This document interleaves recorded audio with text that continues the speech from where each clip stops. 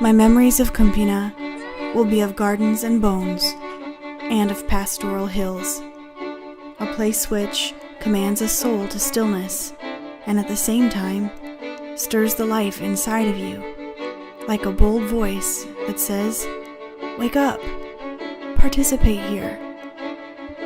Welcomed by wonderful hosts, planning to stay one night, we were invited and gladly accepted the opportunity to stay too.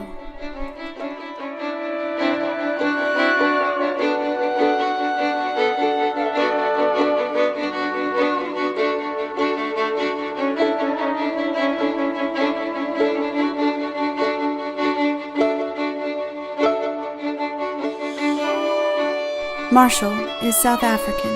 Larissa's from Holland, married with 2 beautiful children and now serving in this little town.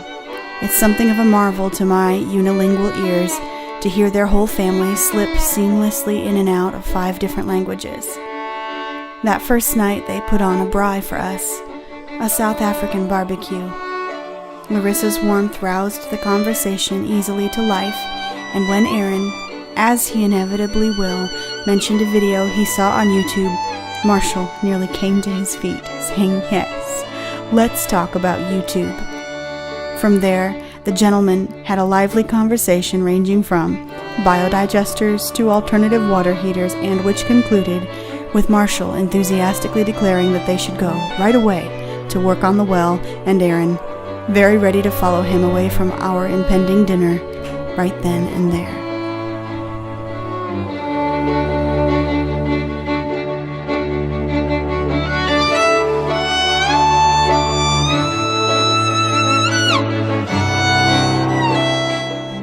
This made me very, very happy. My husband, chatting away engineer style, lit with his gifts, enthusiastically sharing dialogue with someone equally passionate. As we have seen repeatedly on this trip, we are not, as we had occasionally feared, the only ones who find great satisfaction in less than usual pursuits. Not that most people wouldn't like to live more in sync with their environment, nor are we what you might call environmentalists by any means. But we find an unusually nerdy level of resounding joy in learning how to sync up and make use of the natural rhythms and resources available to each and every one of us. For Aaron, this takes particular aim in systems which can be replicated: hydroponics, biodigesters, water catchment systems. For me, it's the simple practices of a life that you and everyone who comes near can feel, be a part of, and draw nourishment from. A life which is empty of waste, but full of love, and which tells a story that is worth being told.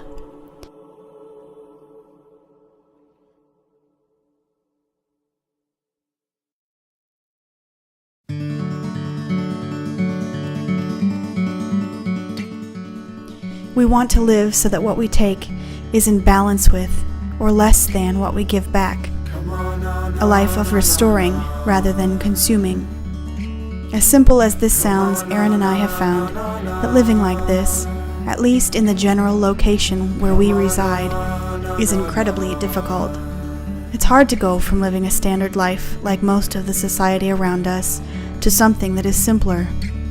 Reason says, living simpler should be simpler. Maybe when we get there it will be. But detaching from the norm is not simple nor easy.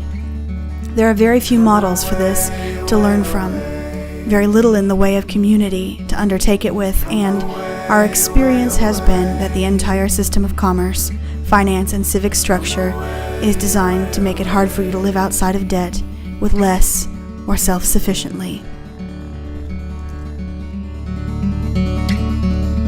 You're chasing me away. That is to say, meeting Marshall and Larissa, who not only live largely this way, but also serve their community in very big, impactful ways, it was incredibly encouraging to us.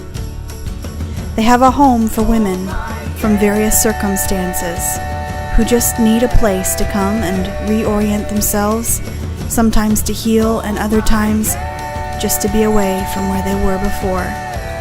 Within the structure of what they have created, the women here are able to receive counseling, contribute to the community productively through the care of the garden and animals, and, in essence, reestablish some semblance of order to their lives under the guidance and sanctuary of Marshall and Larissa and this habitat they've made called Mana Desquisa.